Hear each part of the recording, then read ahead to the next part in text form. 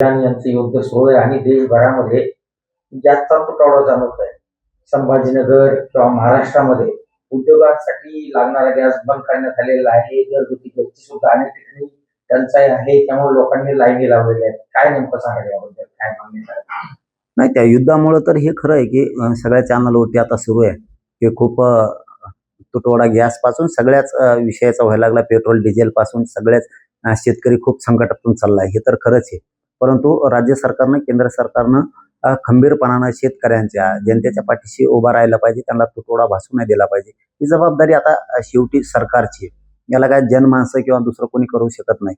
केंद्र सरकारच्या, राज्य सरकारच्या पाठीशी या विषयात राज्यातली आणि देशातली पूर्ण जनता, फक्त त्यांचे होणारी अडवणूक ही गोरगरिबांची झाली नाही पाहिजे. हे दोन्ही सरकारनं समजून घेतलं पाहिजे. काय विषय होते मुदत? नाही, मी माझ्या समाजाला विनंती केली की हात जोडून, माय बाप 2.5 वर्ष झालं लगातार रात्रंदिवस मी लढतो. एक दिवस सुद्धा दुसरं काम केलं नाही. 12 महिने कोणीही समाजाचं काम करत नाही. आजकाल लोकांना वेळ नाहीये. स्वार्थ सोडून, स्वतःचा व्यवसाय सोडून, धंदा सोडून, काही नोकरी सोडून काम करायला वेळच नाहीये. मी 24 तास त्यांच्यासाठी लढतोय. 2.5 वर्ष उलटून गेलेत आता. इतकं खरंच सांगतो मी, माझी पाठ थोपटीत नाही. पण 24 तास समाजासाठी 12 महिने कोणीही करत नाही. आपण आपले कामं बघून करते. मी त्यांच्याच आयुष्यासाठी रात्रंदिवस झटतोय. मग 1 वर्ष जर मला सुट्टी दिली ना, मी समाजालाच विनंती करून सुट्टी मागितली की आरक्षण आता मिळालेच, राहिलेलं पण घेणारच आहे मी. म्हणजे आरक्षण विषय संपला हे विषय मी अजिबात म्हणत नाही. कारण हैदराबादचं गॅजेट निघालंय, 58 लाख नोंदी निघाल्यात. मराठा समाज भरपूर आरक्षणात गेलाय, राहिलेला पण घालणार आहे मी. 17 संस्थांचं गॅजेट पण घेणार आहे. काय ठेवत नाही शिल्लक. पण काय आता हे आरक्षण मिळालंय, चंद्रसूर्य आहे तोपर्यंत टेन्शन नाही. पण एक यंत्रणा असली पाहिजे गोरगरिबाच्या कामासाठी. कारण काय, समाज एकत्र आलाय. आपण 6 कोटी 7 कोटी मराठ्यांना तर सांगू शकत नाही अशी अडचण आली. आपली एक यंत्रणा असली पाहिजे काम करायला. आता मुंबई पुण्याला अडचण आली, अमरावती नागपूरला अडचण आली, किंवा इकडं लातूरला अडचण आली, तिकडं रत्नागिरी सिंधुदुर्गला अडचण आली, किंवा कोल्हापूर सांगली सातारा इकडं अडचण आली, सोलापूरला अडचण आली, मराठवाड्यात अडचण आली, विदर्भ खानदेश पश्चिम महाराष्ट्रात अडचण आली. मदतीला कोणी जायचं? मदतीला लोकच नाही येत. म्हणून आपली यंत्रणा एक असली पाहिजे. समजा आता दवाखान्यात एखाद्याच दुखायला लागलं, कोण जायचं मदतीला? कोणाचा ऍक्सिडेंट झाला, कोणी जायचं मदतीला? समजा आपले पोरं बाहेर शिकायला आहेत, पोरी बाहेर शिकायला, त्यांना अडचण आली, मदतीला कोणी जाणार? इथून आईबापान जायचं तिथपर्यंत. तोपर्यंत आपले लोक मदतीला असले पाहिजे. पोलीस स्टेशनला अडचण आली, तहसीलला अडचण आली, कलेक्टर ऑफिस, एसपी ऑफिसला अडचण आली, आपले कोणी डॉक्टर आहेत त्यांना अडचण आली, आपले कोणी व्यावसायिक आहेत त्यांना अडचण आली, मदतीला जायला पाहिजेत. आपले व्यावसायिक आहेत, उद्योगपती आहेत, आपले राजकारणात सुद्धा मराठी आहेत, त्यांना सुद्धा अडचणी आणल्या जातात. आपले शिक्षण संस्था आहेत, आपल्या लोकांचे कारखाने आहेत, अडचणी आणल्या जातात. आपले कोणी अधिकारी जर असले त्यांच्यावर खोटे केसेस केल्या जातात, त्यांना त्रास दिला जातो. जसं की आता मसाजोचं प्रकरण झालेलं संतोष देशमुखांचं, ते खंडणी मागितली म्हणून संतोष देशमुखांना का ते दाडवा आलेली, कुणीही खंडणी मागायची नाही. म्हणजे हे खंडण्यासाठी सुद्धा लोक मारत होते. मग आता हे असले आरोपी जेलमध्ये गेलेच पाहिजेत. मला सांगा, आज इतका श्वास मोकळा सुटलेला आहे बीड जिल्ह्यातल्या आणि राज्यातल्या बऱ्याच लोकांचा. यांचं लांबपर्यंत होतं ते नेटवर्क. कोणाला खंडण्या माग, कोणाकडून पैसे वसूल कर, दादागिरी कर, जमीन हडपेव. लोक मोकळे झाले, कित्येक तरी व्यावसायिक मोकळे झाले. ताणच गेला त्यांच्या डोक्याचा.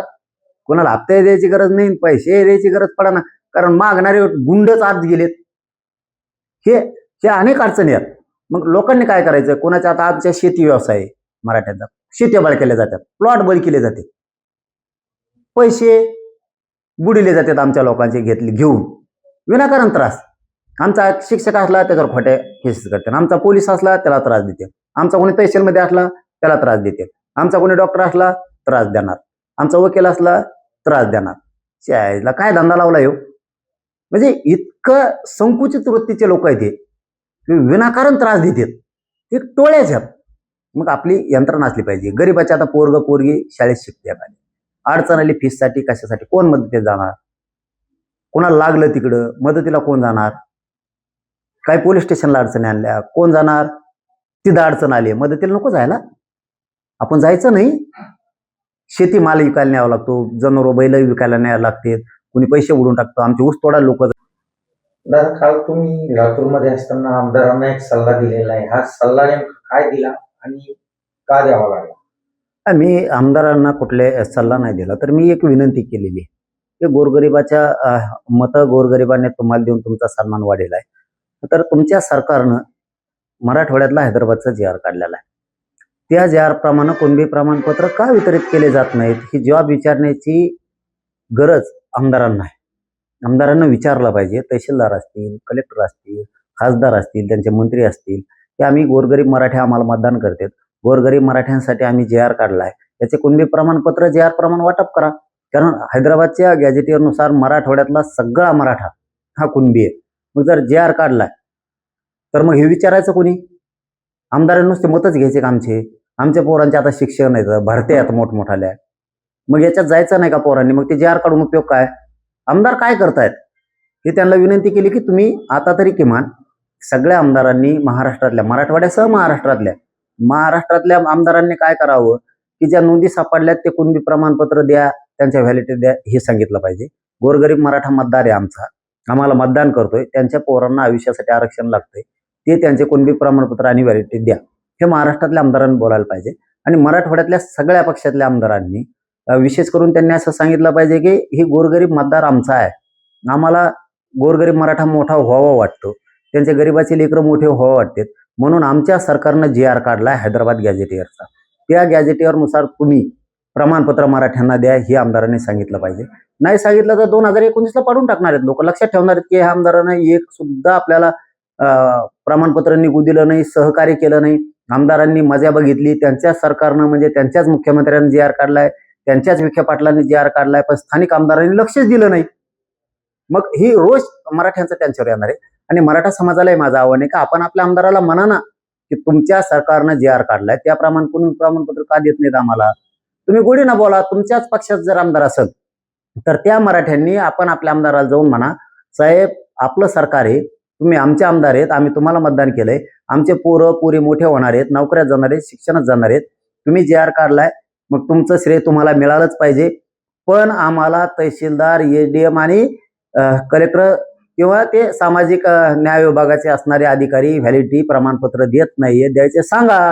हे मराठ्यांनी सुद्धा त्यांना बोललं पाहिजे. नुसतं त्यांना मतदान करायचं आणि मोठं करायचं आणि आपल्या लेकरा बाळा टायमाला त्यांनी मदत नाही करायची. मराठ्यांनी इतकं पण गप नाही बसलं पाहिजे. कारण मी तिळतिळ तुटतोय, तळतळ करतोय, रात्रंदिवस लढतोय मराठी मोठे व्हावेत म्हणून, गरीब मराठ्यांचं कल्याण व्हावं, त्यांच्या लेकरा बाळाला त्रास होऊ नये, त्यांच्या लेकरा बाळाचं आयुष्य खराब होऊ नये, भविष्य त्यांचं खराब होऊ नये, अस्तित्व टिकलं पाहिजे, आपले लेकरा बाळ मोठे झाले पाहिजे. या भूमिकेत मी काम करतोय. रातपाट काम करून मी एवढं शत्रुत्व अंगावरती समाजाच्या आरक्षणासाठी घेतलंय. मग समाजाने एक आमदाराला प्रश्न विचारला पाहिजे ना की आमचे प्रमाणपत्र द्या. त्यांनी नाही दिले तर मी आहेच, परंतु आपली सुद्धा समाजाची जबाबदारी की मी इतकं टोकाचं लढतो, इतका टोकाचा प्रयत्न करतोय, समाजावरती कसलं संकट आलं तरी मी रात्रीत धावून जातोय. मग समाजाने सुद्धा तितकं बारीक लक्ष ठेवलं पाहिजे. उलट हे मलाच संपवायला निघालेत सरकारमधले, काही विरोधातले, काही आपलेच, काही दुसरे. मग समाजाने यावेळेस बळ दिलं पाहिजे, समाजानं ताकदीनं सामोरं गेलं पाहिजे सगळ्या गोष्टीला की आम्ही आमच्या लेकरा बाळासाठी लढतोय, तुम्हाला बदनामीच्या पलीकडे काही आलं नाही. आणि यांना खरं सांगतो, मला आयुष्यात काही आलं नाही, फक्त बदनामी, एखादा शब्द धरायचा एखाद्या बाईटमधला मीडियातल्या किंवा कुठं भाषणात बोललेलं आणि तेवढेलंच फक्त यांचं दुकानदारी चालवायची, एवढंच काम केलंय. खोटं बोलून पैसे कधी कमवू नये, कारण ते खोटं बोलून कमविलेले पैसे आणि त्या पैशातून, त्या खोट्या बोललेल्या पैशातून आपल्या लेकराला अन्न खाऊ घालू नये. कारण ते खोटं बोलून कमविलेले पैसे, अन्न सुद्धा आपण त्या खोट्या पैशातूनच लेकराला खाऊ घालणार आहे. आपल्या समाजाच्या लेकरासाठी आपण झटलं पाहिजे. दुसऱ्याच्या सुख समाधानासाठी आपण आपल्या जातीला बदनाम कधी करू नये. आपल्याला जेवढं काम करता येईल तेवढं करावं. नाही करता आलं तर आपण किमान बदनाम तरी करू नये, समाजाचं वाटोळं तरी करू नये. आणि माझे तर नुसते रोज षडयंत्र चालू आहेत बदनामीचे, रोज कोणी ना कोणी तर उठतंय, सोशल मीडियात आहेच. आता आपण एबीपी माझा, उघडा डोळे बघा नीट.